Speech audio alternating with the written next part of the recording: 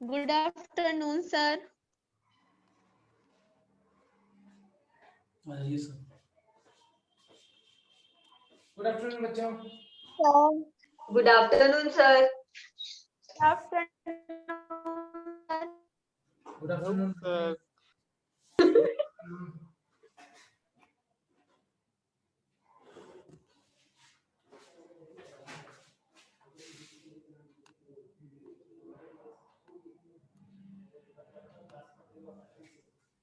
Sir board ज्यादा दूर लग रहा है। क्या लग रहा है?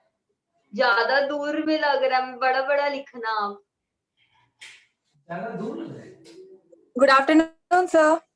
Good afternoon, good afternoon. क्या ज्यादा दूर लग रहा है बच्चे? सर या फिर ना आप जो ऊपर लिखे हो वो बहुत छोटा छोटा लिखे हो इसलिए। अच्छा, छोटा छोटा दिख रहा है। ओके, कोई चैप्टर का नाम ही लिखा हुआ है। Good afternoon, sir.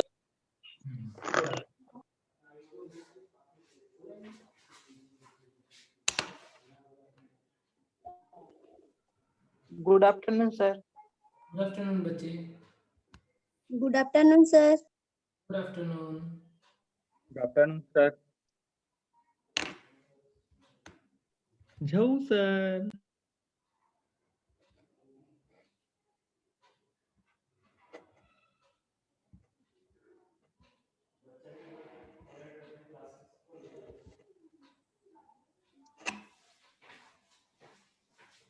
Good afternoon, sir. Good afternoon, good afternoon. चलो, लास्ट लेक्चर में हम लोगों ने जो भी टर्मिनोलॉजीज वगैरह थी और थोड़ा सा मेंडल के बारे में भी देख लिया था। अब आज हम पढ़ेंगे, आज हमारा मेन चैप्टर स्टार्ट हो जाएगा।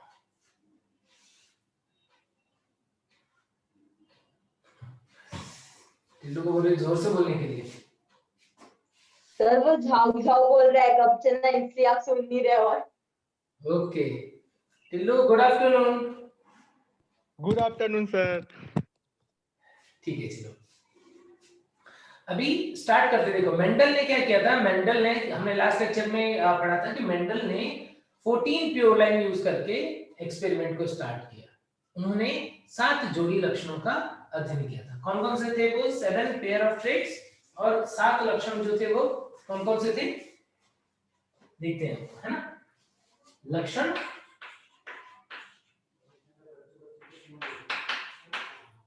लक्षण कैरेक्टर,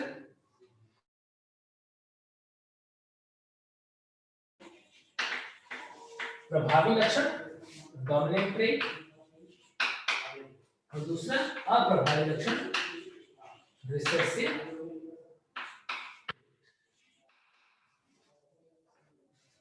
ठीक है, डोमिनेंट ट्रेट और रिसेसिव ट्रेट। अब लक्षण जो उन्होंने यूज किए 7 जोड़ी, उसमें से कौन कौन से लक्षण थे पता है क्या सब बच्चों को? याद है क्या? Yes, sir. Yes, sir.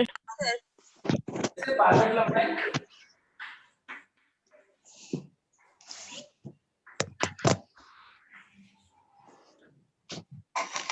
Color, बीज की प्रकृति, बीज का रंग,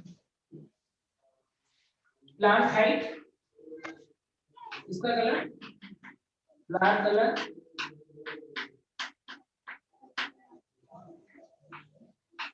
उसका कलर, उसकी पोजीशन।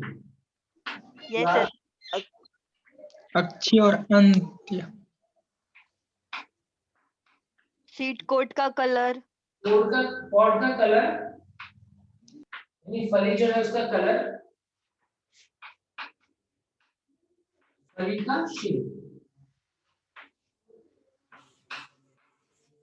आकृति, फली जो है उसकी आकृति, बीज का रंग और बीज का शेप। ये 7 कैरेक्टर्स। देखो बहुत सिंपल से तरीके से बता रहा है। एक पादप की लंबाई, पुष्प के 2, कौन से? पुष्प का कलर, पुष्प की पोजीशन, पॉड के 2, पॉड का कलर, पॉड का शेप, और बीज के 2, बीज का कलर और बीज का शेप। सिंपल। अब इसके लिए और है ना, ये आसान तरीका हो गया कि कौन से 7 कैरेक्टर्स जो है वो उन्होंने चूज किए थे।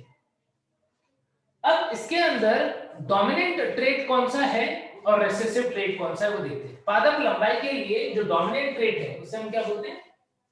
लंबा होना, tall, capital T. Tall, capital T allele होगा जो इसको एक्सप्रेस कर रहा होगा। और रिसेसिव क्या है? Drop, drop. ऐसे पुष्प का कलर, डोमिनेंट क्या होगा पुष्प का कलर? वॉयलेट। रेड या वायलेट, ठीक है, वायलेट, ठीक है। और रिसेसिव है वो क्या है? व्हाइट। व्हाइट। पुष्प की पोजीशन, फ्लावर पोजीशन, डोमिनेंट कौन सा होता है? एक्सियल। अक्षीय, सर अक्षीय वाला। ये वाला, और रिसेसिव कौन सा होता है? टर्मिनल। पॉड का कलर, ग्रीन, ग्रीन। और रिसेसिव जो है वो पीला, येलो, पॉड शेप के डोमिनेंट क्या होगा? फुल। इन्फ्लेटेड। इन्फ्लेटेड या फुल, फुला हुआ। और कॉन्स्ट्रिक्टेड क्या होगा? इसका उड़ा होगा हुआ। मुरझाया हुआ, हाँ, मुरझाया हुआ क्या हो जाएगा? रिसेसिव। बीच का कलर डोमिनेंट कौन सा होता है? पीला, येलो। बीच का कलर या कॉन्टिनेंटल का कलर भी बोल सकते हैं इनको, बीच पत्र का रंग। और रिसेसिव जो है वो कैसा होता है? ग्रीन। ग्रीन, और सीड का शेप जो डोमिनेंट है वो कैसा होगा? राउंड। राउंड। और रिसेसिव होगा वो कैसा होगा? रिंकल्ड, गोल जो है वो डोमिनेंट होगा और झुर्रीदार जो है वो रिसेसिव हो जाएगा। तो ये 7 पेयर ऑफ कैरेक्टर्स जो है वो उन्होंने देखे। अब इसके अंदर क्या होता है कि मेंडल को ये नहीं पता था कि कौन सी लक्षण के लिए जीन कहां पर है। पी प्लांट के अंदर टोटल कितने क्रोमोसोम होते हैं? ये आवाज कैसे आ रही है? कोई बीच में गिटार भी बजा रहा है क्या? हाँ सर, अजीब सा सा। हाँ, ऐसा लग रहा है कोई गिटार बजा रहा है। देखो अब इसके अंदर मेंडल को तो बस उसने कैरेक्टर स्टडी किया, उसको नहीं पता था कि कितने क्रोमोसोम है, कहां पर कौन सी जीन होती है। लेकिन हमें पता है कि टोटल पी प्लांट के पास कितने क्रोमोसोम होते हैं? कितने? 4 पेयर। 7 पेयर। कितने क्रोमोसोम? 7 पेयर। आवाज आ रही क्या? Yes sir. 7 जोड़ी गुणसूत्र जो है वो उपस्थित होते हैं। और मेंडल ने अपने एक्सपेरिमेंट में क्या किया, एक कैरेक्टर को स्टडी किया तब तो कोई प्रॉब्लम नहीं, बट 2 कैरेक्टर को यदि एक साथ स्टडी करते हैं उनमें से कुछ जीन जो है वो लिंकेज भी शो करती है, तो उसके अकॉर्डिंग यदि हम देखें तो फिर यहाँ पर क्या हो सकता था, मेंडल का रिजल्ट जो है इंडिपेंडेंट असॉर्टमेंट वाला गलत हो सकता था। बाद में ब्लिक्स्ट नाम के एक साइंटिस्ट थे, उन्होंने बोला, ब्लिक्स्ट ने बोला कि इनमें से कुछ कैरेक्टर जो है वो एक ही क्रोमोसोम पे भी प्रेजेंट है। क्रोमोसोम नंबर 1, 4, 5, 7 इसके ऊपर ये लक्षण प्रेजेंट है। क्रोमोसोम नंबर 4 पे 3 लक्षण है। क्रोमोसोम नंबर 4 के ऊपर 3 लक्षण है। कौन कौन से? स्टेम हाइट वाला, flower position, stem height, flower position और सीड शेप, पॉड शेप। कौन कौन सा लिख दो क्या? अलग से लिख लो या तो क्रोमोसोम नंबर 4 के ऊपर लेंथ ऑफ प्लांट यहां पे लिख दो आगे। यस सर आप लिख दो। क्रोमोसोम नंबर 4 यहां चल जाएगा। क्रोमोसोम नंबर 4 के ऊपर प्लांट हाइट के लिए जीन थी, दूसरी फ्लावर पोजीशन के लिए जीन थी और पॉड शेप के लिए जीन थी। यानी 3 ये क्रोमोसोम नंबर 4 के ऊपर प्रेजेंट है। इसका मतलब क्या, इनके अंदर लिंकेज हो सकते हैं। अब मैं तुम्हें एक बात क्लियर कर दूं, ये ब्लिक्स ने बोला था, हालांकि जो ब्लिक्स ने बोला था वो सही नहीं निकले, क्योंकि अब हमारे पास क्या हो रहा है, अब हमारे पास एक मिनट रुको बच्चे, क्या ये लो बैटरी है कैसे? ये आवाज भी तो लगा रहा है, ये डिस्कनेक्ट भी हो गया, डिस्कनेक्ट हो गया ये। चलो कोई बात नहीं, इससे चलने देते हैं। सर ठीक है, तो क्रोमोसोम नंबर 4 के ऊपर ये जीन थी। क्रोमोसोम नंबर 1 पे सीड कलर और फ्लावर कलर वाली जीन है, seed colour. Chromosome number 1 flower colour, chromosome number 1, ठीक है। सर ये समझ नहीं आ रहा है। क्रोमोसोम नंबर 5 और सीड शेप क्रोमोसोम नंबर 7 के ऊपर है। सर एक तो इस क्रोमोसोम तरीके नंबर से कैसे? ये किसके अकॉर्डिंग बता रहा हूं मैं, ये ब्लिक्स के अकॉर्डिंग बता रहा हूं, ठीक है। ब्लिक्स ने कई बार तुम बुक अपने एनसीईआरटी में नहीं दिया हुआ है, बट कई बार क्वेश्चन करोगे तो उसमें ऐसा क्वेश्चन आएगा कि बताओ इनमें से कौन सा कैरेक्टर यदि मेंडल एक साथ स्टडी करता तो इंडिपेंडेंट असॉर्टमेंट का लॉ नहीं मिलता। तो हर वो दो लक्षण जो सेम क्रोमोसोम है वो इंडिपेंडेंट असॉर्टमेंट शो नहीं करेंगे, ठीक है। बस तुम लोग बस एक बात ध्यान रख लेना, इंपॉर्टेंट नीड के पॉइंट से नहीं है। ब्लिक्स ने क्या किया, ब्लिक्स ने बताया इनमें से कुछ कुछ लक्षण जो एक ही क्रोमोसोम पे, क्रोमोसोम नंबर 4 के ऊपर 3 लक्षण हैं, कौन कौन से? प्लांट हाइट वाला लक्षण है, फ्लावर पोजीशन वाला लक्षण है और पॉड शेप वाला लक्षण है। ये 3 लक्षण जो है वो क्रोमोसोम नंबर 4 के ऊपर प्रेजेंट है। क्रोमोसोम नंबर 1 के ऊपर 2 लक्षण है, फ्लावर कलर वाला और सीड कलर वाला, और पॉड कलर जो है वो 5th क्रोमोसोम पे है, सीड शेप जो है वो 7th क्रोमोसोम के ऊपर है। क्रोमोसोम नंबर पता कैसे चलेगा, वो तो हमें एक्सपेरिमेंट करके ही देखना पड़ेगा। मतलब हमें जीन जो है उनको चेंज करके, पर्टिकुलरली बहुत सारे एक्सपेरिमेंट करके उन जीन को चेंज करके पता करना पड़ेगा।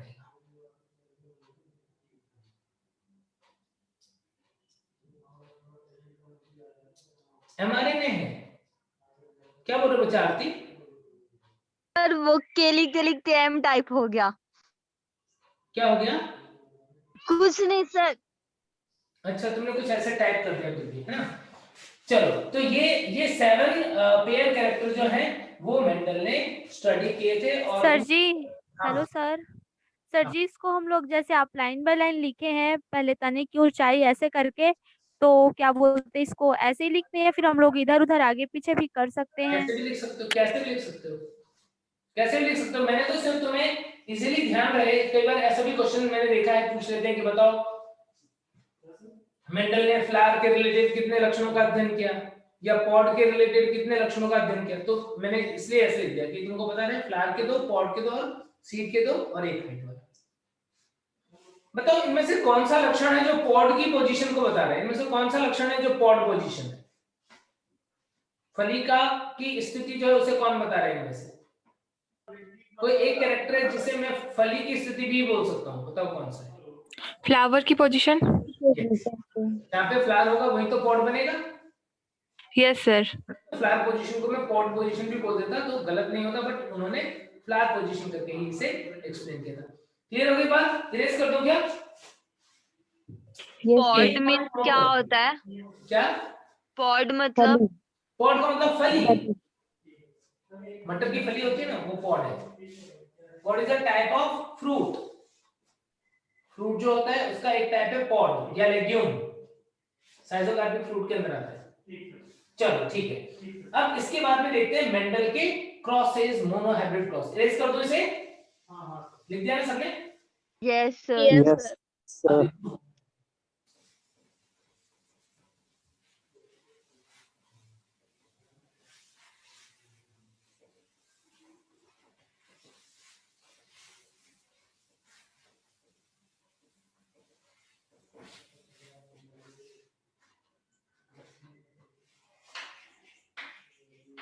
मोनोहाइब्रिड क्रॉस क्या होता है? मोनोहाइब्रिड क्रॉस का मतलब बोलो। जिसमें सिर्फ वन कैरेक्टर होगा। ऐसा क्रॉस जिसमें एक बार में एक ही लक्षणों का अध्ययन किया जाता है उसे हम मोनोहाइब्रिड क्रॉस बोल देते हैं। अब मेंडल ने क्या किया, एक कैरेक्टर लिया, सबके लिए करवाया था उन्होंने, सारे 7 कैरेक्टर्स के लिए। तो एक कैरेक्टर हम लेके चलते हैं कि मेंडल ने स्टडी किया प्लांट हाइट, हम प्लांट हाइट के अकॉर्डिंग मोनोहाइब्रिड क्रॉस करवा रहे हैं, मतलब एक बार में एक ही लक्षण को हम देखेंगे। तो क्या होगा, पैतृक लेना पड़ेगा, पैतृक यानी पेरेंट। अब पेरेंट जनरेशन जो है वो हमेशा क्या होना चाहिए, प्योर लाइन होना चाहिए। और प्योर लाइन मदर और मेल और फीमेल प्लांट लिया उन्होंने, तो वहां पर उन्होंने क्या किया, एक प्लांट लिया टॉप और दूसरा प्लांट लिया डॉर्फ, और ये प्योर लाइन थे। प्योर लाइन है इसका पता कैसे लगेगा, ये प्योर लाइन है, इसका कैसे पता लगेगा बताओ? दोनों होमोजाइगस कैसे पता टेस्ट लगेगा कि दोनों क्रॉस होमोजाइगस है? टेस्ट क्रॉस से टेस्ट क्रॉस से पता लग सकता है। और F1 पीढ़ी में जो इनका अनुपात होगा वो 4:0 आएगा। 4:0 क्या होता है? सर ऐसे ही तो पढ़ा था 4:0 क्या होता है बताओ? सर। जीनोटाइप और फिनोटाइप दोनों सेम ही आता है तो उसको 4:0 तो मत बोलो, 4:0 तो मैंने कभी सुना ही नहीं है। सर। मतलब डायरेक्ट एक साथ बना के बोल, मतलब जहाँ पढ़ा है मैंने वो वैसे ही पढ़ा था। ओके, इन्होंने क्या किया, मेंडल ने जो सेल्फिंग करवा करके चेक किया था। दो ऑप्शन होते हैं तुम्हारे पास में चेक करने के लिए कि ये प्योर लाइन है कि नहीं, या तो टेस्ट क्रॉस करवा लो या फिर सेल्फिंग करवा लो 100%। ठीक है ना? तो इन्होंने क्या किया, इस टॉल प्लांट का सेल्फिंग करवा के चेक किया और देखा कि सारे के सारे प्लांट टॉल आ रहे हैं। डॉट से तो सारे डॉल्फ आती, टॉल में ही ऑप्शन 2 हो सकते हैं। तो यदि सारे टॉल प्लांट्स मिल रहे थे, इसका मतलब क्या हुआ? इसका मतलब ये हो गया कि ये वाला जो प्लांट है वो प्योर लाइन है, होमोजाइगस। ऐसा उन्होंने प्लान किया जिससे सारी संततियां लंबी ही बन रही थी, तो उनको पता पड़ गया था कि ये होमोजाइगस है। अब इन्होंने क्या किया, इसका क्रॉस करवाया तो F1 जनरेशन में क्या हुआ, इन्हें उम्मीद थी कि शायद आधे प्लांट लंबे आधे प्लांट बौने बनेंगे, या इन्हें उम्मीद थी कि शायद प्लांट जो है उसकी हाइट जितना 2 पेरेंट की उसका बीच का कुछ आ जाएगा। लेकिन ऐसा नहीं हुआ। उन्होंने देखा कि F1 जनरेशन में जो प्लांट बना, ये क्या है, F1 जनरेशन, जिसे हम क्या बोलते हैं, first filial generation. First filial generation में सारे के सारे प्लांट कैसे बन गए, ऑल टॉल। अब सारे के सारे टॉल प्लांट बन गए, तो क्या यहां पर इनको कोई कंक्लूजन मिल गया होगा कि नहीं मिला होगा? बोलो, मिला होगा सर। यदि सारे Yes, sir. टॉल प्लांट मिल गए तो क्या इन्हें कुछ कंक्लूजन मिल गया होगा कि नहीं मिल गया होगा? Yes sir. क्या यस सर। Yes, sir. क्या कहते हो? ऑल प्लांट्स टॉल होंगे करके। तो क्या sir both are sir both sir जो पेरेंट्स टॉल आर होगा होमोजाइगस। सर जो टॉल होगा वो डोमिनेट शो कर रहा है और ड्रॉप है वो रिसेसिव कर रहा है। तुम यदि यहाँ पर होते, तुम एक्सपेरिमेंट कर रहे होते, तुमने एक टॉल और डॉर्फ प्लांट का क्रॉस करवाया, तुम्हें F1 जनरेशन में सारे के सारे टॉल प्लांट मिल जाए, तो क्या तुम ये बोलोगे कि तुम्हें कंक्लूजन मिल जाएगा कि ना कि ये हेटेरोजाइगस है? नहीं मिलेगा, नहीं मिलेगा। सर यहाँ पे सर ये पता चलेगा कि दोनों पेरेंट्स में से सिर्फ एक ही पेरेंट्स का कैरेक्टर हाँ बस बस सब बस, उसमें आ यस। ये कौन बच्ची बोली, क्या नाम है बच्चे? सर जिज्ञासा। जिज्ञासा की जिज्ञासा बिल्कुल सही है और उसने बिल्कुल सही आंसर भी दिया है कि इससे सिर्फ इतना सा हमें पता पड़ रहा है कि 2 पेरेंट लिया है तो एक ही पेरेंट का कैरेक्टर आया है, दूसरे का कैरेक्टर नहीं आया। ऐसा क्यों हुआ, क्या हो रहा है, वो पता पड़ा जब इन्होंने इस क्रॉस को आगे बढ़ाया। क्यों आगे बढ़ाया? क्योंकि उन्हें पता था कि जब हम क्रॉस करवाते हैं तो प्योर लाइन ब्रीडिंग में जैसा पेरेंट होता है वैसा ही बच्चा आता है सेल्फिंग के बाद। तो उन्होंने ट्राई किया इसको चेक करने का कि ये टॉल आया है प्लांट, तो ये क्या सारे बच्चे इसके टॉल आ रहे हैं कि नहीं आ रहे हैं, ये प्योर लाइन है कि नहीं, ये चेक कर रहा था। तो उन्होंने क्या किया, उन्होंने करवा दिया इसका सेल्फिंग करवा दिया, स्वपरागण करवा दिया। स्वपरागण का मतलब क्या हुआ, मतलब ये हो, हम सेल्फिंग बोलते हैं, ये करवाया। जब F1 जनरेशन का सेल्फिंग करवाया उन्होंने, तब उन्होंने रिजल्ट क्या देखा, उन्होंने रिजल्ट देखा कि यहां से जो गैमेट बनेंगे वो क्या बनेंगे, एक कैपिटल टी एक स्मॉल टी गैमेट है। यहां से जो गैमेट बनेंगे वो एक कैपिटल टी और एक स्मॉल टी, ऐसा बनेगा। और F2 जनरेशन में, अब यहां पर हम बना रहे हैं F2 जनरेशन, उन्होंने क्या देखा कि F2 जनरेशन यानी इसकी सेल्फिंग करने पे जो पादप बन रहे हैं वो कैसे बन रहे हैं, इसका इसके साथ में कैपिटल टी, इसका इसके साथ में कैपिटल टी स्मॉल टी, इसका इसके साथ में कॉम्बिनेशन बना कैपिटल टी स्मॉल टी, और इसका इसके साथ में कॉम्बिनेशन बना स्मॉल टी। पूरा एक स्क्वायर भी बनाया मैंने, चेकरबोर्ड मेथड के बारे में आगे मैंने बात की थी पिछले लास्ट लेक्चर में जो समझा था उसमें। तो पूरे स्क्वायर से या चेकरबोर्ड से बना सकते हो या फिर इस तरीके से बना सकते हो। तो इन्होंने क्या देखा, इन्होंने देखा कि यहां पर F2 जनरेशन में क्या हुआ, 3 तो बन गए टॉल, और एक बन गया ड्वार्फ।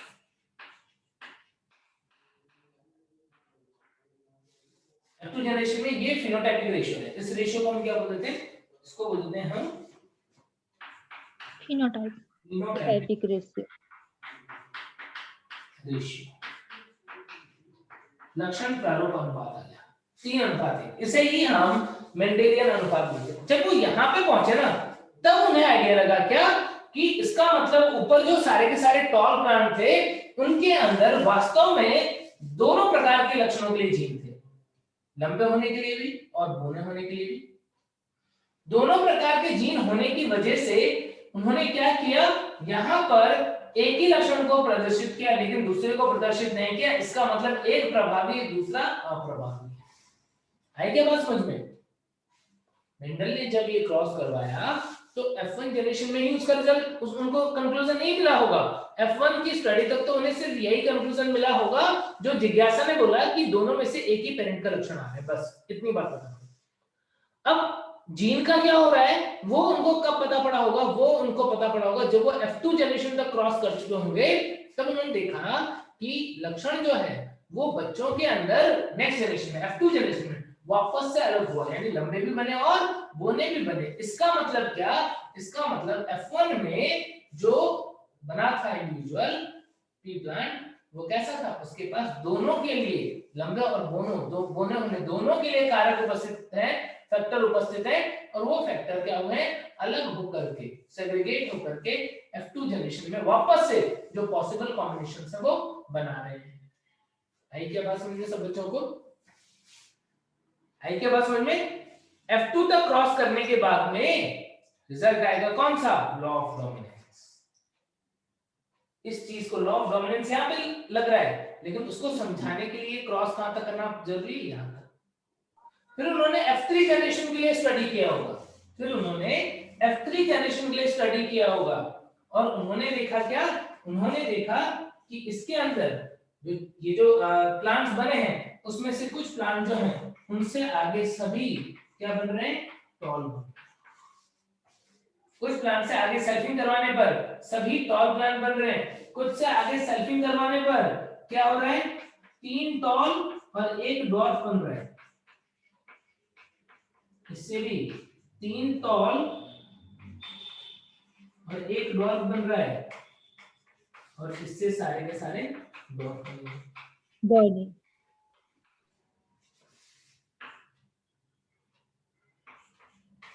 समझ गए क्या?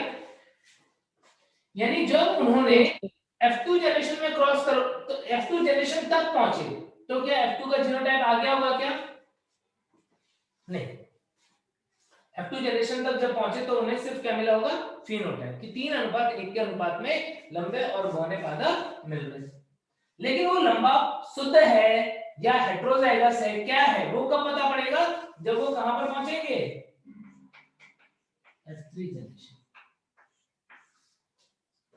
यानी F2 जनरेशन का जीनोटाइप पता करने के लिए, जीनोटाइपिक रेशियो पता करने के लिए किस जनरेशन का क्रॉस करने की आवश्यकता होगी? F3 क्रॉस करने की आवश्यकता होगी। तो यहां पर हमें मिल जाएगा क्या? इसका जीनोटाइपिक रेशियो। जीनोटाइपिक रेशियो, और वो क्या था? 1 capital T, 2 capital T small t and 1 small t small. आई क्या बात समझ में? सिंपल सी बातें हैं क्या? Yes sir. कहीं पे डाउट लग रहा है? No sir. ठीक है, तो सर मतलब मोनोहाइब्रिड क्रॉस कंप्लीट कर लिया। अब मोनोहाइब्रिड क्रॉस कंप्लीट होने के बाद में इन्होंने दिए इसके अकॉर्डिंग कुछ कंक्लूजन्स। मेंडल ने दिए कंक्लूजन्स जिसे बाद में लॉ की फॉर्म में, नियमों के फॉर्म में जो है वो बना दिया गया। कंक्लूजन जो था मेंडल का, अब इस मोनोहाइब्रिड क्रॉस का कंक्लूजन देखिए। कंक्लूजन, सबसे पहला कंक्लूजन क्या निकल रहा है? मेंडल का सबसे पहला कंक्लूजन निकला कि कोई भी पादप जो है उसके अंदर जो हम लक्षण पढ़ रहे हैं उस लक्षण के लिए कारक जोड़े में। पहला कंक्लूजन क्या निकला? उन्होंने अपना दिमाग लगाया कि कोई लक्षण यदि 2 कारकों से नियंत्रित हो रहा होगा तो फिर बातें सेट हो रही है। कंक्लूजन निकाल दिया उन्होंने कि भाई इसका मतलब कोई भी लक्षण जो है वो कितने कारकों से कंट्रोल हो रहा है दो कारकों से, इसे हम कंक्लूजन ऑफ पेयर फैक्टर बोलते हैं, पोस्टुलेट ऑफ पेयर फैक्टर बोलते हैं, कंक्लूजन ऑफ पेयर्ड फैक्टर, युग्मित कारकों का नियम या सिद्धांत, ऐसा उन्होंने बोल दिया। क्या है इसका मतलब? कंक्लूजन ऑफ पेयर्ड फैक्टर का मतलब कि प्रत्येक लक्षण जो है वो एक जोड़ी कारक से नियंत्रित होते हैं। Each character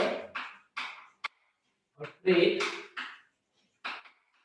is controlled by a paired factor। युग्मित कारकों का नियम भी बोल सकते हो इसे कि प्रत्येक लक्षण एक जोड़ी कारकों द्वारा नियंत्रित होते हैं। आगे क्या बात समझ में? लेकिन हम इसे मेंडल्स फर्स्ट लॉ में नहीं रखते, इसे हम कंक्लूजन या पोस्टुलेट करके ही पढ़ लेते हैं। जो दूसरा कंक्लूजन था उसे ही हम मेंडल्स फर्स्ट लॉ बोलते हैं। ये है मेंडल्स फर्स्ट लॉ, मेंडल का प्रथम नियम हम इसको बोलते हैं। क्या बोलते हैं इसको? लॉ ऑफ प्रभाविता का नियम, डोमिनेंस। लॉ ऑफ डोमिनेंस मतलब प्रभाविता का नियम। क्या होता है प्रभाविता का नियम? अब तुम यहाँ पे इसको समझाने के लिए बोलते हैं प्रभाविता का नियम कि F1 जनरेशन में जब दोनों कारक संतति में उपस्थित होते हैं तो जो प्रभावी होता है वो अपने आप को प्रकट करता है, जो अप्रभावी होता है वो अपने आप को प्रकट नहीं करता है। समझ गए क्या? सिर्फ F1 जनरेशन के लिए ही नहीं है, एप्लीकेबल तो सबके लिए है, लेकिन उन्हें यहाँ पे वो दिख रहा था। उन्होंने क्या बोला? उन्होंने बोला कि यदि if organism have both the allele, sir थोड़ा बड़ा बड़ा लिखिए ना, दिख नहीं रहा है। मैं बोलता हूं लिख लो, मेंडल्स फर्स्ट लॉ लिखो। यदि जीव में Mendel's first law of dominance को बोलोगे प्रभाविता का नियम। यदि जीव में दोनों एलील उपस्थित हों,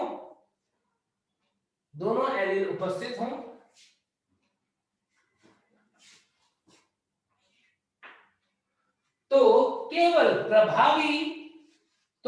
प्रभावी एलील स्वयं को अभिव्यक्त करता है। तो केवल प्रभावी एलील स्वयं को अभिव्यक्त करता है। Only dominant allele expresses itself।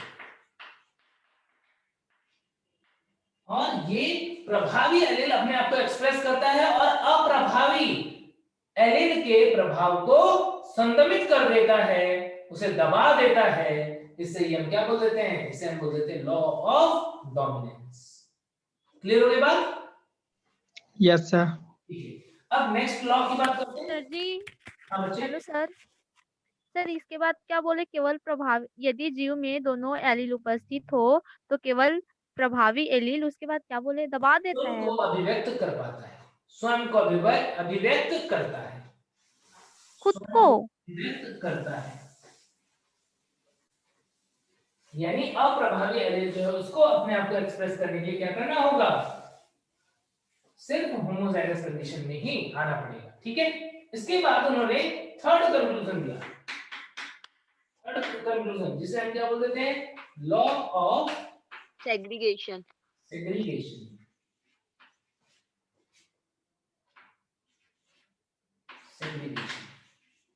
Law of segregation Hindi में क्या बोल दोगे? पृथक्करण का नियम। पृथक्करण का नियम, लॉ ऑफ सेग्रीगेशन। पृथक्करण के नियम को और क्या बोल देते हैं? Law of purity of gamete. और क्या बोल देते हैं? Law of purity of gamete, युग्मकों की शुद्धता का नियम। लॉ ऑफ सेग्रीगेशन को हम law of purity of gamete भी बोल देते हैं, जिसका मतलब होता है युग्मकों की शुद्धता का नियम। समझ गए क्या? क्या बोलते हैं? Yes, sir. उन्होंने जब ये एक्सपेरिमेंट किया, उन्होंने F2 जनरेशन तक पहुंचे, उन्होंने देखा कि F2 जनरेशन में यदि ये हेटेरोजाइगस है तो जो अलग होकर के सारे कॉम्बिनेशन बनेंगे वो सारे कॉम्बिनेशन यहाँ पर दिख रहे हैं। इसका मतलब क्या? इसका मतलब युग्मक बनते समय ये जोड़ी के कारक जो होते हैं वो एक दूसरे से पृथक हो जाते हैं और एक युग्मक में जोड़े में से एक ही कारक आता है। जब एक ही कारक आएगा तो फिर क्या होगा? तो अब वो कौन कौन से युग्मक मिल रहे हैं उसके अकॉर्डिंग सारे डिफरेंट पॉसिबल कॉम्बिनेशंस जो है वो ऑफस्प्रिंग के अंदर देखने को मिल जाएंगे। तो law of purity of gamete क्या बोलता है? बोलता है कि युग्मक निर्माण के समय, ड्यूरिंग गैमीट फॉर्मेशन, युग्मक निर्माण के समय फैक्टर्स और एलील्स, युग्मक निर्माण के समय कारक और एलील एक दूसरे से पृथक होकर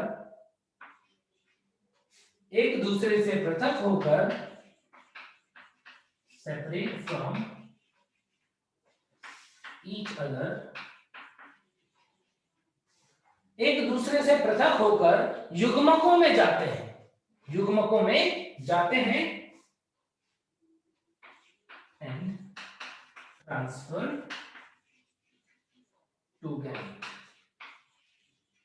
एक दूसरे से पृथक होकर युग्मकों में जाते हैं और प्रत्येक युग्मक में जोड़ी का एक ही कारक आता है।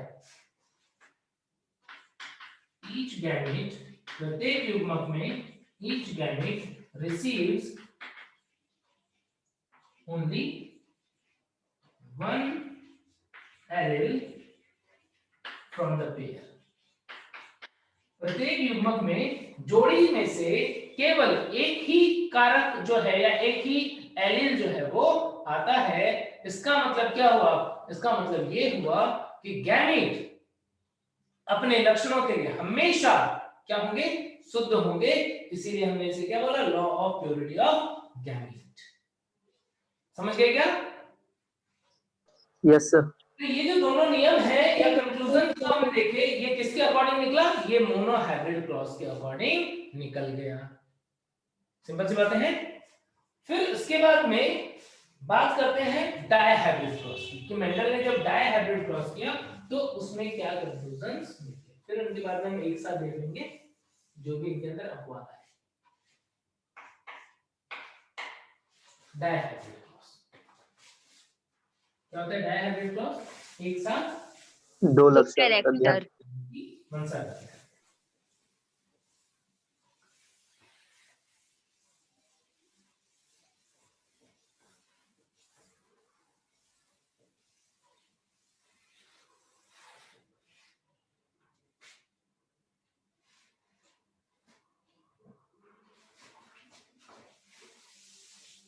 क्वेश्चन डायरेक्टली आएगा कि बताओ इनमें से कौन सा नियम जो है वो मोनोहाइब्रिड क्लॉज के अकॉर्डिंग आया था, कौन सा नियम जो है वो डायहाइब्रिड क्लॉज के अकॉर्डिंग आया था।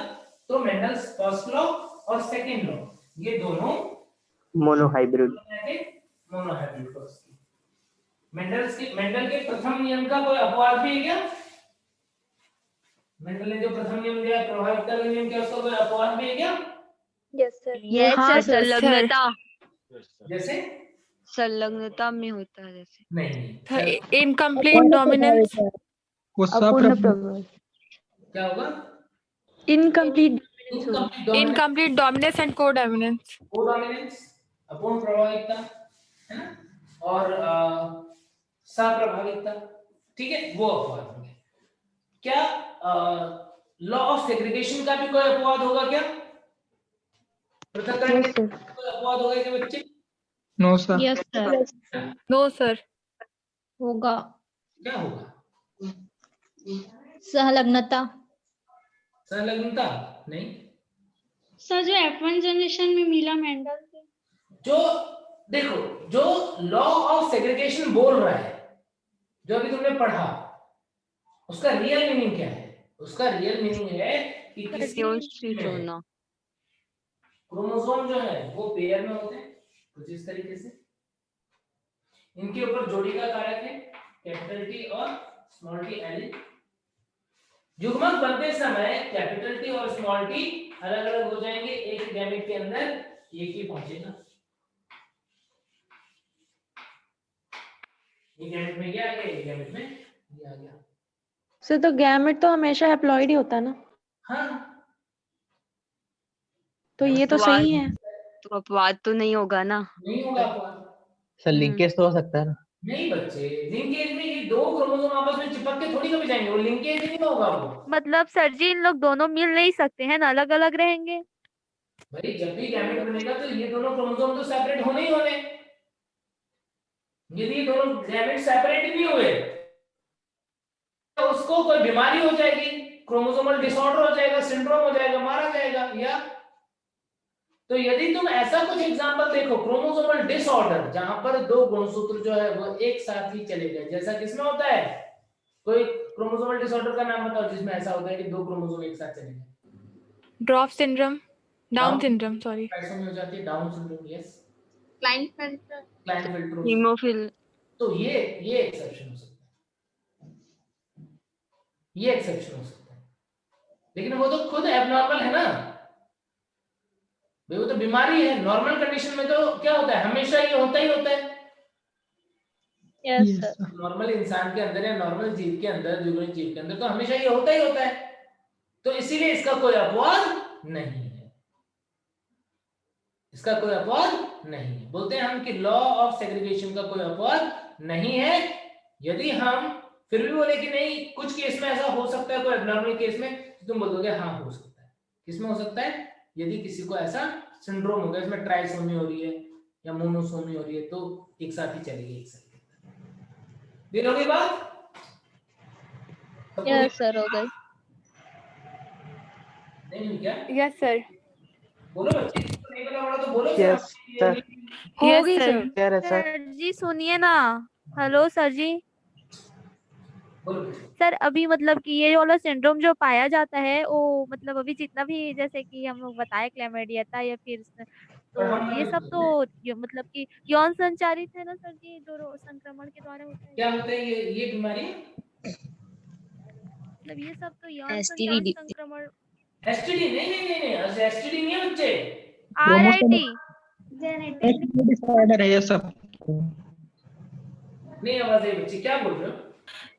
हाँ तो जेनेटिक डिसऑर्डर ही तो होगा, क्रोमोसोम में अब नॉर्मलिटी आएगी। मैं तो बोल रहा हूँ कि जेनेटिक डिसऑर्डर वाले जो केस होता है, क्रोमोसोमल डिसऑर्डर, जहां पे हम एक बार देखते हैं कि दो क्रोमोसोम एक साथ चला गया, तो वहां एक अपवाद हो सकता है, लेकिन ये सामान्य नहीं है। सामान्यतः इसका कोई अपवाद नहीं है। नॉर्मली किसी के अंदर रिप्रोडक्शन हो रहा है, बच्चे पैदा हो रहे हैं, तो उसमें अपवाद नहीं है। यदि ऐसा कुछ हो जाए, यदि ऐसा हो गया कि दोनों क्रोमोसोम एक साथ चले गए, वो अपवाद है। अपवाद हम लोग नहीं है। अपवाद कौन है? किसी को डाउन सिंड्रोम हो गया, वो अपवाद है, वो एबनॉर्मल है। तो एबनॉर्मल कंडीशन में ऐसा हो सकता है, नॉर्मली इसका कोई अपवाद नहीं है ना। Okay sir. ठीक है, अब देखो डायहाइब्रिड क्रॉस की बात कर रहे हैं। डायहाइब्रिड क्रॉस में दो लक्षणों की वंशागति का एक साथ में अध्ययन किया उन्होंने क्या देखा? उन्होंने देखा कि एक प्लांट लिया उन्होंने, सपोज जो कि था लंबा टॉल प्लांट, और उसके अंदर बीज जो थे वो कैसे थे? वो राउंड थे।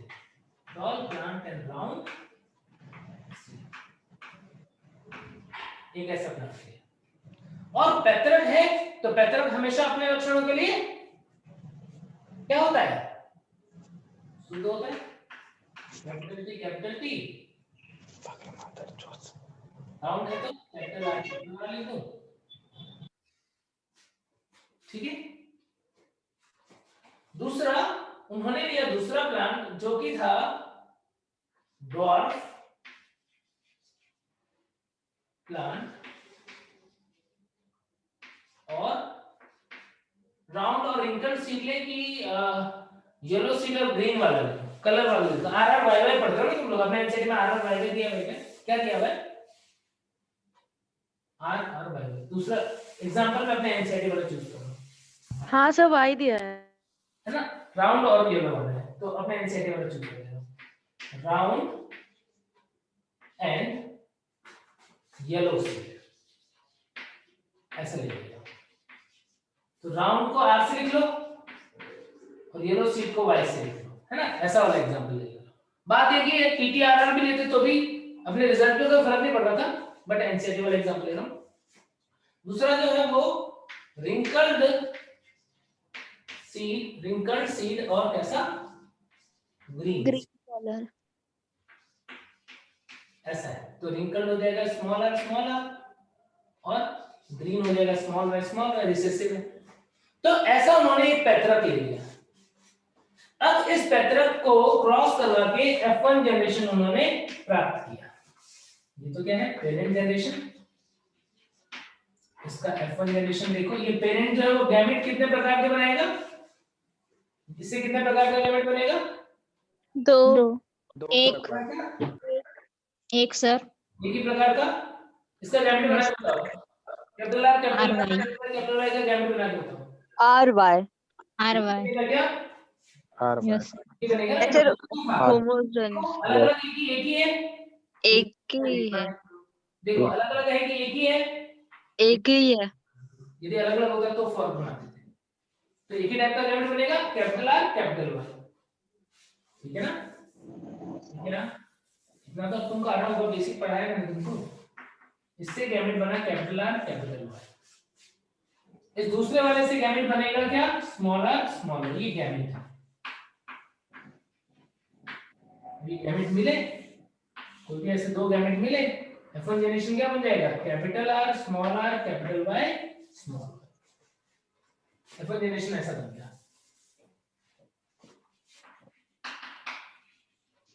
कैसा प्लांट है ये, राउंड एंड येलो सीड।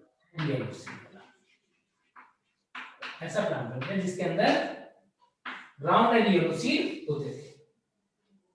फिर से क्या देखें कि दो पेरेंट लिए हैं, एक प्रभावी और एक अप्रभावी। तो किसका लक्षण आ गया, प्रभावी वाले का आ गया, अप्रभावी वाले का नहीं आया।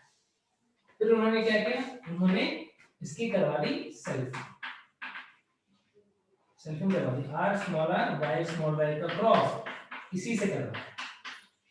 स्वपरागण करेंगे तो सेम सा ही पेरेंट के बीच में क्रॉस हो रहे हैं, सेम जीनोटाइप के बीच में क्रॉस हो रहे हैं। तो अब यहां पर क्या करोगे, चेकरबोर्ड बनाना प्रेफर करोगे? चेकरबोर्ड बना लेते हैं, यहां बना लेते हैं। कितने गैमेट बनेंगे इससे, 4 चार। कौन कौन से बोलो? Capital R capital Y, capital R small Y, small R capital Y, small R small Y. सबको बनाना आ रहा है क्या? जिसको भी बनाना नहीं आ रहा है, यस सर, करोगे फॉर्क लाइन बनाओगे। जिसको भी गैमेट बनाना नहीं आ रहा वो देखोगे R small R Y small Y है ना। तो सबसे पहले क्या, ये अलग अलग है तो ओपन करके दो लिखोगे, फिर ये अलग अलग है तो फॉर्क बना के ऐसे लिखोगे, और फिर जो जो बन रहा है वो लिख लोगे। ये कैपिटल आर कैपिटल वाई बन रहा है, कैपिटल आर स्मॉल वाई बन रहा है, स्मॉल आर कैपिटल वाई बन रहा है, स्मॉल आर स्मॉल वाई बन रहा है। चार गैमेट बन रहे। शॉर्टकट कोई नहीं मारेगा, जिसको आता है ना ये चीजें अच्छे से वही शॉर्टकट मारेगा, और जिसको भी लगता है कि नहीं मेरे को अच्छे से नहीं आता है, मैं शॉर्टकट में गलती कर रहा हूं, शॉर्टकट ना मार। तुम अपने आप थोड़े बहुत क्वेश्चन कर लोगे, 10-20 क्वेश्चन कर लोगे तो फिर तुमको अपने आप पता पड़ेगा, तब तुम शॉर्टकट अपने आप मारने लग जाओगे। लेकिन मेरी स्टार्टिंग में तुम्हें लग रहा है कि नहीं मेरे से गैमेट बनाने में भी गलती हो जाती है, तो कोई जरूरत नहीं है कि तुम जो है वो किसी बच्चे की तरह ऐसा आंसर दो, नहीं, तुम तो अपना फॉर्क लाइन बनाओ, अपना गैमेट बनाओ और फिर उसके अकॉर्डिंग करो। टाइम लगता है लगने दो, स्टार्टिंग में टाइम लगता है लगने दो, कोई दिक्कत नहीं, अपने को कोई जल्दबाजी नहीं है, सीखने में टाइम लगता ही है। अब क्या किया हमने देखा, दोनों से 4-4 टाइप के गैमेट बन गए हैं, तो चेकरबोर्ड बना लेते हैं। दोनों साइड में 4-4 गैमेट बनाने पड़ेंगे। एक साइड में capital R capital Y, capital R small Y, small R capital Y, ऐसा ही बना लेता हूं, और स्मॉल आर स्मॉल वाई। ऐसे इधर भी capital R capital Y, capital R small Y, small R capital Y, small R small Y.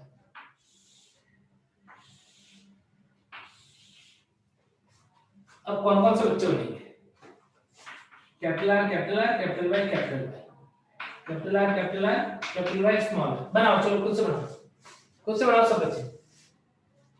Checker board बनाओ, क्रॉस करवा के सारे प्रोजेनी बनाओ। चलो इधर मत देखो, अपनी कॉपी में बनाओ।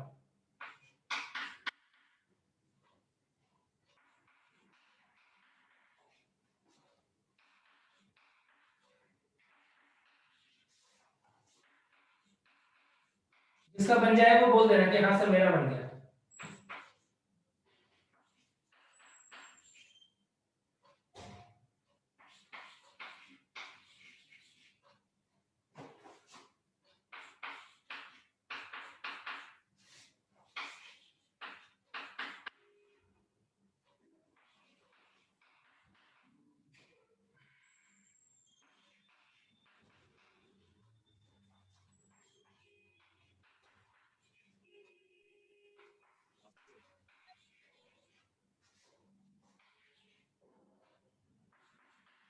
Sir done.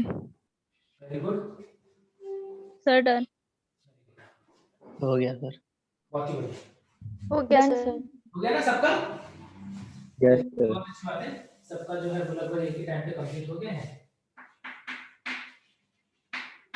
अब देखो यहाँ पर टोटल कितने प्रोजेनी बने? गैमीट का नंबर तो तुम निकाल लेते हो किससे? गैमीट का नंबर तो तुम निकाल लेते हो 2n से निकाल लेते हो ना? Yes sir. Yes sir. Hybrid है तो n की वैल्यू 2 यानी 4 गैमीट बनेगी। निकाल लेते हो तुम लोग? Yes sir. तो इसमें कोई पूछे कि बताओ कितने डिफरेंट जाइगोटिक कॉम्बिनेशंस जो है वो बन जाएंगे? तो कैसे? 4। कितने डिफरेंट जाइगोटिक या कितने 4 बनेंगे। 4 टाइप सर। 4 जाइगोटिक कॉम्बिनेशंस कितने डिफरेंट टाइप के बनेंगे? ये बन गए, देखो 16 बन गए। 16 बन गए, लेकिन इन 16 में सारे के सारे अलग हैं सर। कुछ हाँ, सेम है, कुछ सेम रहेंगे। जीनोटाइप जो है वो सेम है। ठीक है, तो वो निकालते हैं 3 से, वो हम बाद में देखेंगे। यहां पर देखो, अब यहां पर हम देख रहे हैं कि ये जो प्रोजेनी बनी इसके अंदर कुछ प्रोजेनी कैसी होंगी? कुछ प्रोजेनी होंगी वो होंगी राउंड एंड ईयर। कुछ प्रोजेनी जो होगी वो राउंड होगी बट येलो की जगह उसका ग्रीन। कुछ प्रोजेनी के अंदर रिंकल्ड सीड होगा और येलो कॉटिलिडन होंगे, यानी येलो सीड होगा। और कुछ जो है वो रिंकल्ड और ग्रीन होंगे। ये 4 कॉम्बिनेशंस हो गए डिफरेंट टाइप के, इन दोनों के डिफरेंट टाइप के लक्षणों के 4 अलग अलग कॉम्बिनेशंस हमें देखने को मिलेंगे। कितने राउंड येलो है? काउंट कर सकते हो काउंट? देखो ये राउंड येलो है, 9। ये राउंड येलो है, ये भी राउंड येलो है, ये भी राउंड येलो है, ये वाला राउंड येलो है सर 9 राउंड येलो है, 9 ये भी 9। ये भी। अब क्या होता है ना, यदि तुम सेम मेथड यूज करते हो बार बार, मतलब तुम्हारे लिखने का ऑर्डर यही फिक्स है कि पहले तुम डोमिनेंट लिखते हो दोनों, फिर एक डोमिनेंट एक रिसेसिव लिखते हो, फिर पहला रिसेसिव दूसरा डोमिनेंट लिखते हो और फिर तीसरा, और मतलब दोनों रिसेसिव लिखते हो। यदि इसी ऑर्डर में तुम लिखते हो तो जब तुम 3-4 बार क्वेश्चन कर लोगे तो तुम्हारे माइंड में पिक्चर ऐसी बैठ जाएगी, तुम्हें पता होगा कि कहाँ पे डोमिनेंट मिलने वाला है, कहाँ पे रिसेसिव मिलने वाला है, कहाँ पे दोनों के मिक्स वाले मिलने वाला है, तुम्हें पहले से ही पता होगा। तो हमेशा एक पैटर्न ही फॉलो कर लेना, जैसे मैं फॉलो कर रहा हूँ। तो मुझे पता होता है कि ये जो यहाँ पे ये वाला ट्रायंगल बनता है, ये पूरे के पूरे क्या है? डोमिनेंट कैरेक्टर है दोनों के। तो कितने हैं ये? 4 5 6 7 8 9। अब राउंड और ग्रीन ढूंढो, राउंड एंड ग्रीन। 3। लिख रहा है राउंड एंड 3 एक ये वाला लिख रहा है राउंड एंड ग्रीन और एक ये वाला लिख रहा है। 3 लिख रहे हैं हमें राउंड एंड ग्रीन। अब रिंकल येलो ढूंढो, रिंकल 3 6 एक ये वाला, एक ये वाला और एक ये वाला 3 और रिंकल ग्रीन लास्ट 1. 1. तो हमारा ये जो रेशियो आ रहा है ये जीनोटाइपिक रेशियो है कि phenotypic ratio? Phenotypic ratio. Phenotypic. Generation का क्या मिल गया हमें? Phenotypic ratio. तो मेंडल को भी F2 जनरेशन में फिनोटाइपिक रेशियो जो है वो कुछ इस तरीके से मिल गया था 9:3:3:1। क्या यहां से हमें लॉ ऑफ इंडिपेंडेंट असॉर्टमेंट का पता चल रहा है क्या? स्वतंत्र अपव्यय का नियम पता चल रहा है क्या? Yes sir. क्या पता चल रहा है? No sir. अपव्यय का नियम पता चल रहा है? यहाँ पे कलर वाला जो करेक्टर है वो साइज वाले करेक्टर को मतलब फ्रीली आने देना है, दबा नहीं रहा है। दबा नहीं रहा है. हाँ, दबा नहीं रहा है। मुझे तो ऐसा साइज लगता वाला है ब्राउन character- येलो ज्यादा आया, ये दोनों कॉम्बिनेशन कम आए, ये बहुत ही कम आया। मुझे लग रहा है कि ये तो इसने दबा दिया है कहीं। सर अलग अलग निकालिए ना, येलो का वेरी गुड। अलग और ग्रीन का अलग. यदि हम दोनों को एक साथ में देख रहे हैं तब हम कंक्लूड नहीं कर पा रहे। अब हम यदि एक एक कैरेक्टर को देखेंगे, जब हमको कंपेयर करना है तो एक एक को कंपेयर करना पड़ेगा। वेरी गुड बच्चे, तुमने बिल्कुल सही बात बोली कि राउंड और येलो को, राउंड और रिंकल्ड को एक बार कंपेयर करो तो पता पड़ेगा। राउंड और रिंकल्ड का रेशियो कितना है? देखो ये ऊपर वाले दोनों राउंड है यानी 9 3 12, नीचे वाले दोनों रिंकल्ड है यानी 3 और 1 4। इसमें से 12 राउंड है, 4 रिंकल्ड है। क्या रेशियो आया? 3:1. रिंकल का रेशियो 3:1 है। ऐसे ही दूसरा कैरेक्टर येलो ग्रीन का रेशियो देखो, येलो ग्रीन, येलो वाला 9 और ये 3, अगेन 12, और ग्रीन वाला ये 3 और ये 1 4, अगेन 3:1। यानी इंडिविजुअल कैरेक्टर का जो रेशियो है, इंडिविजुअल लक्षण का जो रेशियो है, ये तो बिल्कुल वही आया F2 जनरेशन में जो मोनोहाइब्रिड क्रॉस में आ रहा था। ये बात है कि नहीं? इसका मतलब जब हम दो लक्षणों की वंशागति का अध्ययन एक साथ कर रहे हैं डायहाइब्रिड क्रॉस में, तो भी इंडिविजुअल लक्षण की वंशागति पे दूसरे का फर्क नहीं पड़ा। राउंड और येलो दो लक्षण जब हम पढ़ रहे हैं तो ऐसा नहीं है कि येलो के चक्कर में राउंड की वंशागति पे कुछ फर्क पड़ा हो या राउंड के चक्कर में येलो की वंशागति पे कुछ फर्क पड़ा हो। इनका इंडिपेंडेंट असॉर्टमेंट हो रहा है, इनका स्वतंत्र रूप से यदि हम देखें तो ये वही लॉ और वही सारी चीजें फॉलो कर रहा है जो हमने मोनोहाइब्रिड में क्रॉस में पढ़ा था। आगे क्या बात समझ में? यहां से आया था स्वतंत्र अपव्यय का नियम। स्वतंत्र अपव्यय का नियम बोलता है कि जब हम दो लक्षणों की वंशागति का अध्ययन एक साथ करते हैं तो एक लक्षण की वंशागति दूसरे से स्वतंत्र रूप से होती है, वो उससे प्रभावित नहीं होती है। समझ गए क्या? Yes sir. Yes sir. निकालो नेक्स्ट लॉ, स्वतंत्र अपव्यय का नियम। सर इसका जीनोटाइप रेशियो? जीनोटाइप रेशियो बताऊंगा। याद है तुमको कि नहीं याद है? सर याद है सर। 1 सर याद है 1:1। 2:1 हाँ शायद ऐसे ही। Yes sir. ये याद होने से कुछ फायदा ही नहीं है। क्वेश्चन ये थोड़ी पूछेगा, क्वेश्चन देखो सब सर 1:2:1 2:4:2 1:1 2:2। रेशियो में ये कितने होंगे वो पूछेगा। सर जी 9 होगा क्या? ये 9 होंगे क्या? R स्मॉल और Y कैपिटल में, Y में कैपिटल ये पूछेगा। तब फिर क्या वो तुमने जो रेशियो याद रखा हुआ है उसमें ये उसके आगे ये भी याद रखा गया कि कौन कितना है? नहीं याद रखा ना, तो फिर वो रेशियो याद रखने का कोई फायदा नहीं है। पानी डाल दो उसके ऊपर, ऐसे रखने से कोई फायदा नहीं। यदि तुमको कि कौन कितना है, 9 कौन सा जीनोटाइप है, सॉरी 1 कौन सा जीनोटाइप है, 2 कौन सा है, 4 कौन सा है, यदि वो सब पता है तो फिर समझ मान जाऊंगा कि हाँ भाई चलो तुमने ये रटा ना तो तुमको कुछ हेल्प मिलेगी। तो फिर इसलिए मत रखो। जीनोटाइप की बात बाद में करेंगे, पहले लॉ देख लो फिर जीनोटाइप की बात करते हैं। तो लॉ क्या है यहाँ पर, यानी 3 कंक्लूजन आ गए थे ना, फोर्थ कंक्लूजन को बोलेंगे हम third law of third law of Mendel.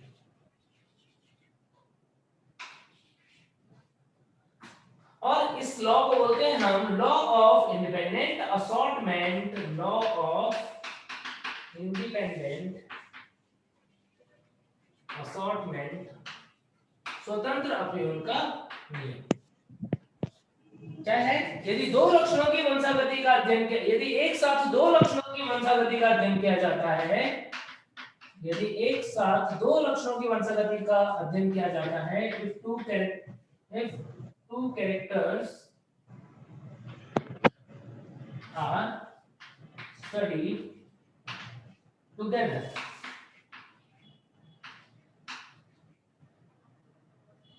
in the cross, then inheritance of one character is independent of another character.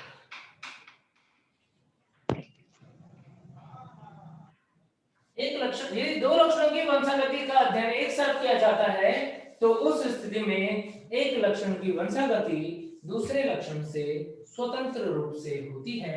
इसे स्वतंत्र अपव्यय का नियम कहा जाता है। अपवाद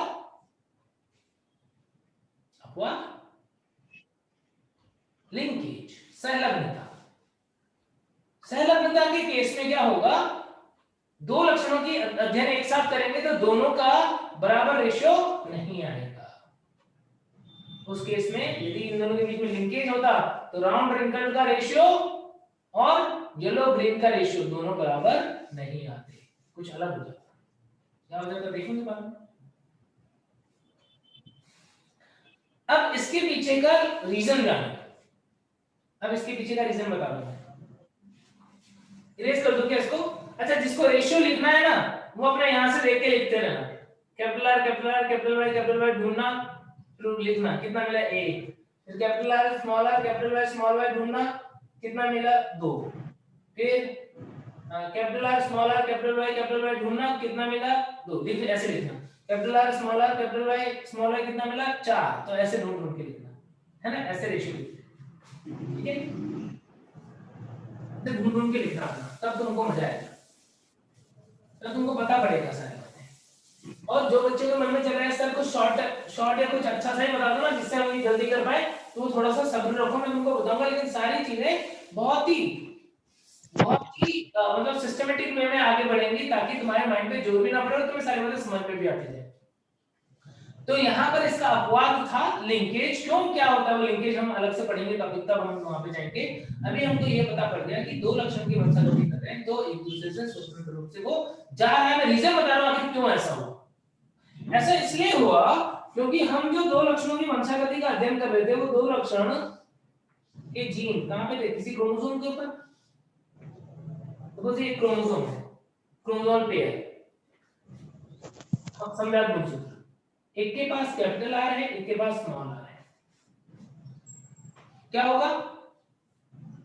होगा? सेग्रीगेशन की इंडिपेंडेंट असॉर्टमेंट। यदि मैंने ऐसी कंडीशन लिखी तो जब युग्मक बनेंगे तो क्या होगा? सेग्रीगेशन की इंडिपेंडेंट असॉर्टमेंट, सेग्रीगेशन। जब हम पेयर फैक्टर की बात कर रहे हैं तो क्या होगा? सेग्रीगेशन होगा, यानी गैमीट के अंदर ये अलग जाएगा, आर स्मॉल आर से अलग हो जाएगा, ठीक है।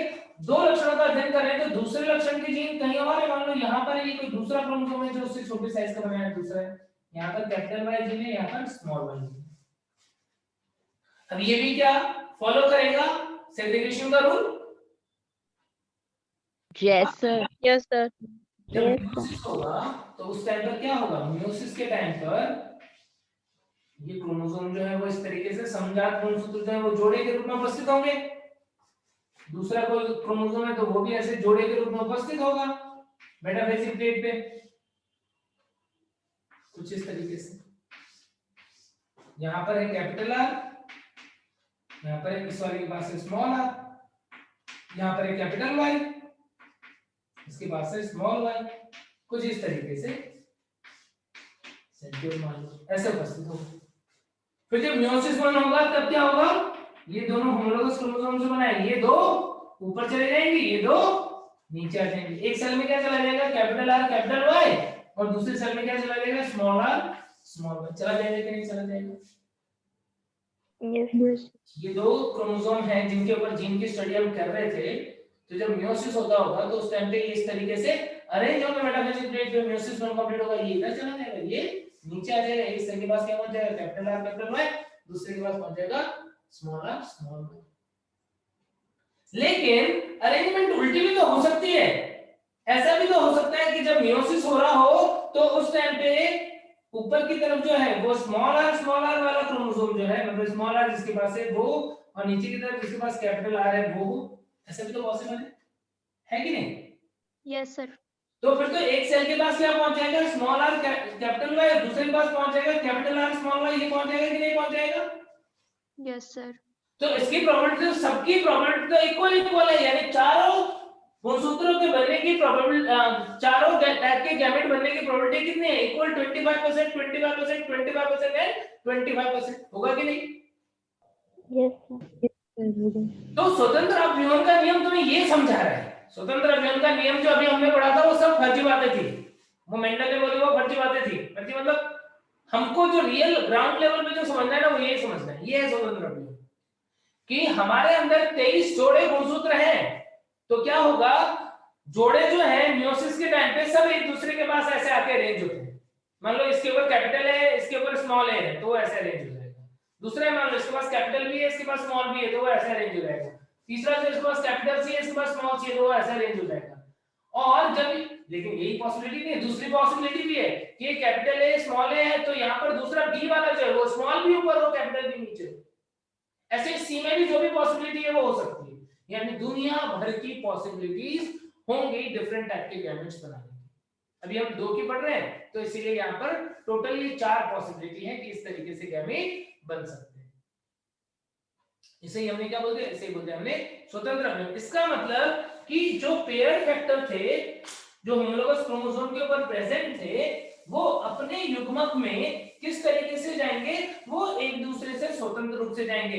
इसका सेग्रीगेशन होगा कैपिटल आर स्मॉल आर में, इसका सेग्रीगेशन होगा कैपिटल वाई स्मॉल वाई में। एक सेल के पास दोनों पेयर फैक्टर में से एक एक जाना चाहिए, एक इसमें से एक इसमें से, तो ये और ये, किसी के पास ये दो चले गए, किसी के पास ये और ये चला गया, किसी के पास स्मॉल आर कैपिटल वाई चला गया, किसी के पास स्मॉल आर स्मॉल वाई चला गया। तो ऐसे 4 अलग अलग प्रकार के क्या बन गए, युग्मक बन गए, गैमेट बन गए।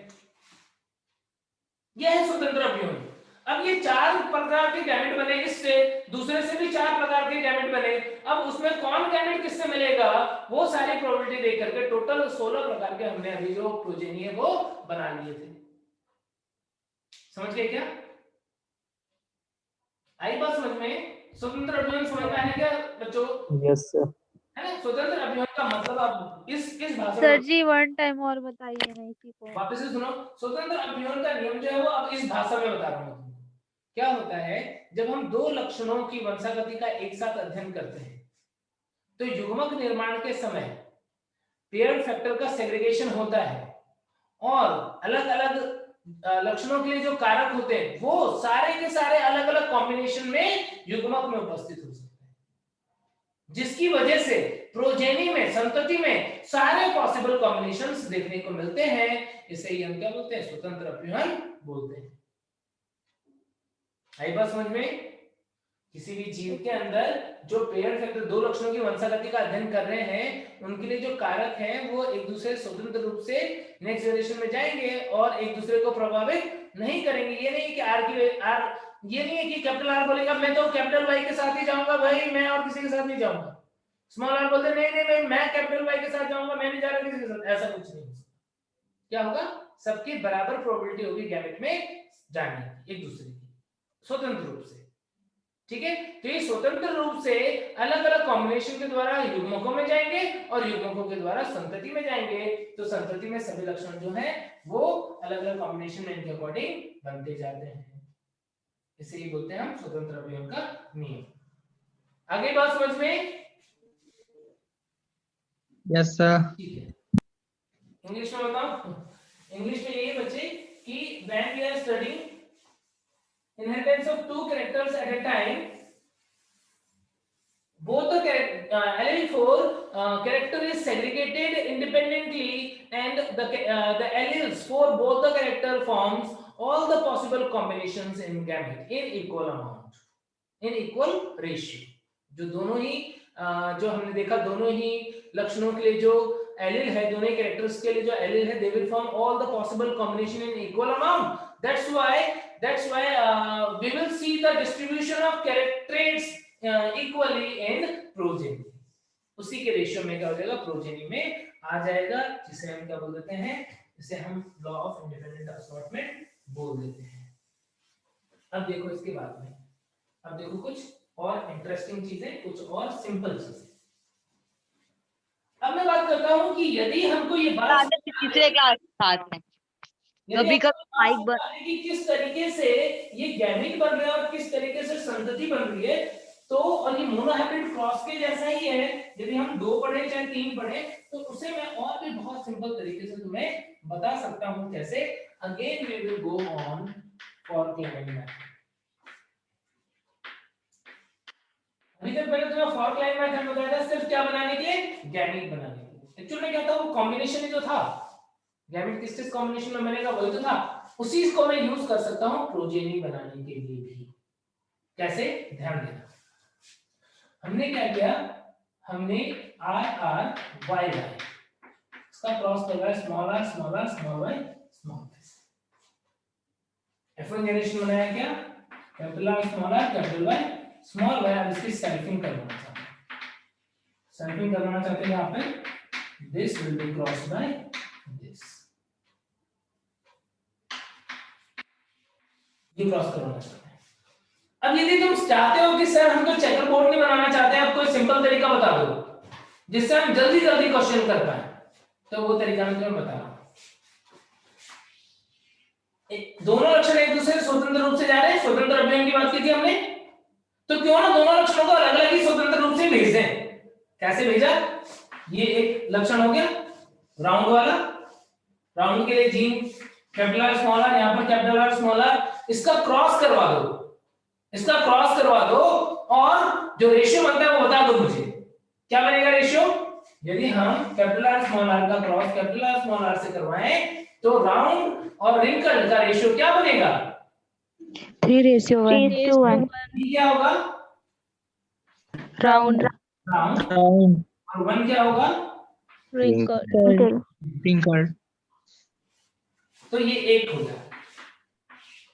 अब ये दूसरे वाले की बात करते हैं, कैपिटल Y स्मॉल y और कैपिटल Y स्मॉल y का क्रॉस करवाएं, सेम आएगा रिजल्ट, 3:1. 3:1, 3 yellow 1 green, 1 green. और उसका Yes, yes. कॉम्बिनेशन में इसके साथ भी देखने को मिलेगा, यानी 3 येलो 1 ग्रीन. वो इसके साथ में मिक्स होकर के जा सकते हैं, या फिर 3 येलो 1 ग्रीन इसके साथ में मिक्स होकर के जा सकते हैं, है कि नहीं. क्या किया, Yes, sir. इन दोनों का क्रॉस करवाया, ये बन गया, इन दोनों का क्रॉस करवाया, ये बन गया. अब क्या करना है, ये 2 बने ना, तो दोनों के साथ लिख दिए. अब मल्टीप्लाई कर लो, जैसे गैमेट बना के टाइम कर लेते तुम, 3 किया 9, 6 is 9, 9 क्या हो गया, राउंड है, Round yellow.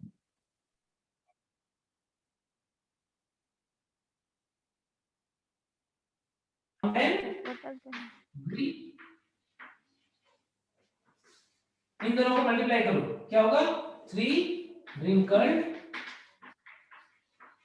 Yellow,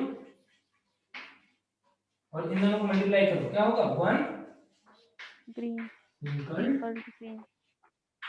green.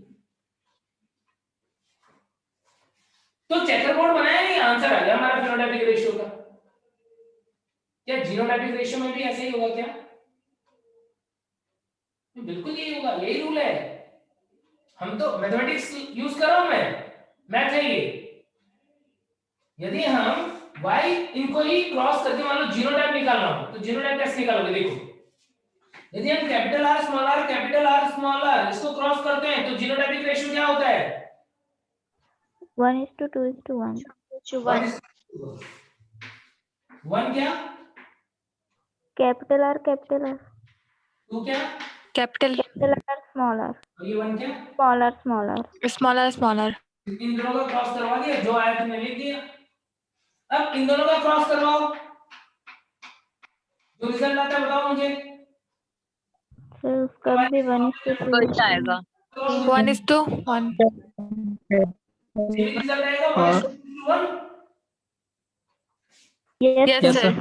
जो भी पॉसिबल कॉम्बिनेशंस आ रहे हैं, तीन आ रहे हैं 1 2 1, 1 capital Y 2 capital Y small y, 1 small y small y। बिल्कुल वैसे ही यहाँ पर भी आएगा 1 2 1 capital Y small y small y। और इसका भी 1 1 1 capital Y small y small y। ये आएगा। Yes sir. देख लो क्या क्या बन गया मल्टीप्लाई करके। 1 बन गया R R Y Y, 2 बन गया R R Y small y, 1 बन गया small r small y small y। ये 2 बन गया capital R small r capital Y। ये 4 बन गया capital R small r capital Y small y। ये 2 बन गया capital R small y small y। फिर ये 1 बन गया स्मॉल r कैपिटल Y। ये भी ये 2 बन गया small r capital Y small y। ये 1 बन गया स्मॉल r स्मॉल y। ये अरेंज नोटेड रेशियो जो तुम रट रहे थे अभी, रटने की जरूरत ही नहीं। कोई भी पूछेगा तो मैं निकाल सकता हूं। कोई मुझे पूछता है कि बताओ इस क्रॉस के अंदर कोई भी पर्टिकुलर कॉम्बिनेशन कितना बनेगा, तो या तो मैं इस तरीके से मैं पूरा चेकरबोर्ड नहीं बनाऊंगा, मैं ना क्रॉस करवा लूंगा और मैं चेक कर लूंगा फॉकलाइन मेथड से कितना बन रहा है, 16 में से कितने बन रहे हैं।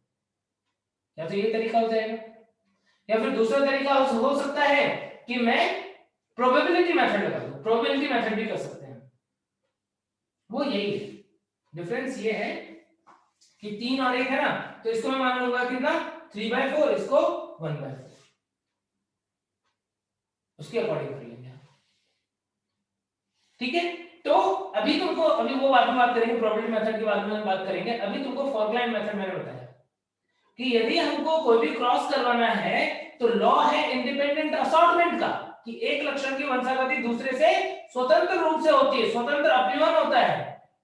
तो लॉ ऑफ इंडिपेंडेंट असॉर्टमेंट के अकॉर्डिंग जब मैंने इसका क्रॉस इससे इंडिपेंडेंटली, तो मैंने क्या किया, इसका क्रॉस करवा लिया, जो रेशियो मिला वो लिख लिया, फिर इसका क्रॉस करवा लिया, जो रेशियो मिला उसे लिख लिया, और मैंने क्या किया, इंडिपेंडेंटली सारे कॉम्बिनेशन मल्टीप्लाई करके बना दी, तो मेरा रिजल्ट आ गया।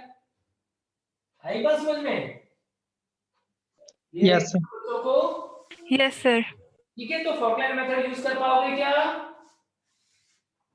Yes sir. Yes, sir. ठीक है, जरूरी नहीं कि पहले ही करना स्टार्ट कर दो। जैसे मान लो मैंने तुम्हें एक क्वेश्चन पूछा कि r स्मॉल r y का क्रॉस करवाया मैंने, small r capital Y small y से ये क्रॉस करवाया है, और इससे जो बच्चे बनेंगे, ये क्या है, राउंड येलो, ये है क्या, राउंड येलो, और ये क्या है, ये है रिंकल्ड Yellow. येलो, है ना। राउंड येलो, रिंकल्ड येलो का मैंने जीनोटाइप दिया, मैंने तुम्हें पूछा कि बताओ इसके अंदर कितने बच्चे होंगे जो बनेंगे रिंकल्ड येलो, निकाल के बताओ। चलो ये तुम्हारा होमवर्क भी हो गया, क्वेश्चन भी बताओ, करके बताओ ये क्वेश्चन। ऐसे तो क्वेश्चन आते हैं इसमें, सिंपल से। चलो करके बताओ, अभी टाइम है तो 2-3 मिनट।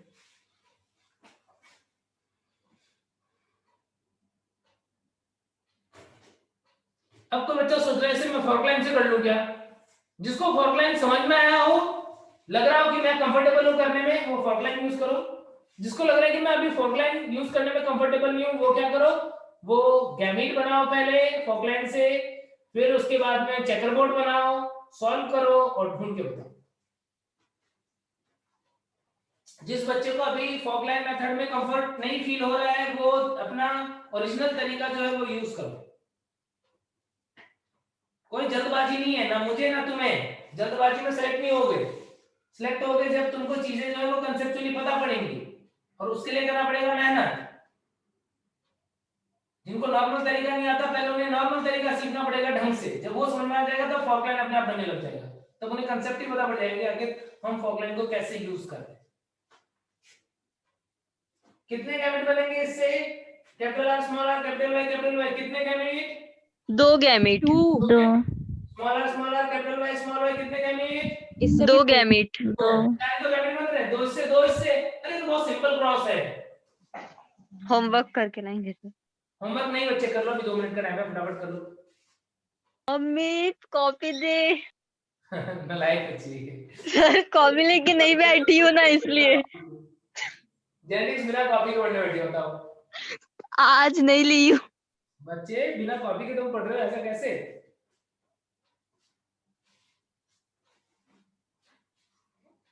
सर मेरी मम्मी बोल रही मेरी बेटी इतनी होशियार है बिना कॉपी के पढ़ती है करके। मतलब इससे होशियार नहीं होते, नालायक बोलते, महानालायक है। अभी तो बोल रही हूँ, अभी तो गाली दे रही। नंबर पे ढूंढ सर। सर आंसर 2 आएगा। आंसर 2 आया क्या? हाँ सर 2 बन रहा है। 2 मुझे आंसर परसेंटेज में चाहिए। 50%। 50%। आ रहा है क्या? सर मेरा तो 25% आ रहा है। इसका 25% भी आ रहा है? मुझे नहीं पता, तुम ही लोग करके बताओगे। तो 50% ही आ रहा है मेरा। कौन सा मेथड यूज किया बच्चे? पुराना वाला।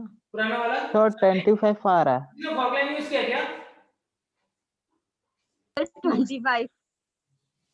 25% आ रहा है क्या? किसने फॉर्क लाइन भी यूज किया क्या? मैं तुम्हें कौन से तरीके से बताऊं, पुराने वाले तरीके से कि फॉर्क लाइन से? बोलो सर गैमेट बना के बताओ, ये वाला आप अच्छे फॉर्क से लाइन से clear बता नहीं दीजिए सर। मैं फॉर्क लाइन से बना देता हूं। गैमेट बना के तो तुमको आना चाहिए खुद से, नहीं आता तो फिर प्रैक्टिस करना तुम खुद से। ठीक है। फॉर्क लाइन से बता देता हूं। क्या बताया फॉर्क लाइन में? पहले ये दोनों को पकड़ो और चेक करो किस रेशियो में क्या गैमेट बन रहा है। इन दोनों का क्रॉस करवाएंगे, यहां से 2 गैमेट बनेगा कैपिटल आर स्मॉल आर, यहां से बनेगा स्मॉल आर, मतलब एक ही गैमेट बनेगा, है ना? तो 2 टाइप के बच्चे बनेंगे, एक बनेगा कैपिटल आर स्मॉल आर और एक बनेगा स्मॉल आर। ऐसा बनेगा क्या? इन दोनों का क्रॉस Yes, sir. बच्चे बनेगा, यानी एक बनेगा राउंड और एक बनेगा रिंकल। ठीक है, इन दोनों का क्रॉस करवाएंगे, फिर से क्या होगा? एक बनेगा, क्या बनेगा? सारे के सारे ही येलो ही बनेंगे, कैपिटल वाई स्मॉल, है ना? दो यदि मैं अच्छा जीनोटाइप के अकॉर्डिंग बना रहा हूं, तो जीनोटाइप के अकॉर्डिंग बना लो यदि, तो कैपिटल वाई। वैसे मेरे को फिनोटाइप निकालना तो मेरे को जीनोटाइप पे जाने की जरूरत नहीं थी, मेरे को सीधे राउंड रिंकल ही करना था, कोई बात नहीं। जीनोटाइप के अकॉर्डिंग करते हैं। कैपिटल वाई बनेगा एक और एक बनेगा कैपिटल वाई स्मॉल वाई। यहां पर भी कैपिटल वाई स्मॉल वाई। तो देखो एक बनेगा तुम्हारा R small R Y Y, एक बनेगा R small R capital Y small Y, एक बनेगा स्मॉल आर कैपिटल वाई, एक बनेगा small R capital Y small Y. ये 4 टाइप के बच्चे बनेंगे। तुमने जो चेकर बोर्ड बनाया होगा ना, तो 4 बच्चे बन रहे होंगे, और उसमें रिंकल येलो पूछा है, ये नहीं है, ये नहीं है, रिंकल येलो है, ये रिंकल येलो है। रिंकल येलो कितना हो रहा है बच्चे? 50% है। 50% सही आंसर इसका। ठीक है, ये तो हो गया किसके अकॉर्डिंग? ये तो जीनोटाइप के अकॉर्डिंग करते हैं, फिनोटाइप के अकॉर्डिंग करते हैं शॉर्ट में। और देखो फिनोटाइप, इनको क्रॉस करवाओगे तो फिनोटाइप क्या रहेगा? एक रहेगा राउंड और एक रहेगा क्या? रिंकल। फिनोटाइप की बात कर रहा हूं। इन दोनों को क्रॉस करवाएंगे तो फिनोटाइप क्या आएगा? येलो ही आएगा। यस यानी इसके साथ में येलो, एक येलो, इसके साथ में भी एक येलो, यानी 50% राउंड येलो, 50% रिंकल येलो, एक एक। समझ गए? तो फॉर्क लाइन भी यूज कर सकते हो और चेकर बोर्ड वाला मेथड भी यूज कर सकते हो। ठीक है, चलो अब इसके बाद में हम पढ़ेंगे नेक्स्ट लेक्चर में कुछ इस टाइप के क्रॉस वाले क्वेश्चन, जो भी तुम्हारे पास अवेलेबल हो मॉड्यूल के अंदर या जहां से तुम स्टडी करते हो तुम करना, जो भी नहीं आएंगे मुझे पूछना। ठीक है सर Okay, sir, हमारे thank you, sir. पास अभी नेक्स्ट लेक्चर में वापस से एक्सप्लेन करूंगा, आज टाइम एक्स्ट्रा निकल गया है ना। एक बार तुम ट्राई करना, ठीक है ना? Yes, sir. Okay, sir. Thank you. Bye bye. Thank you, sir.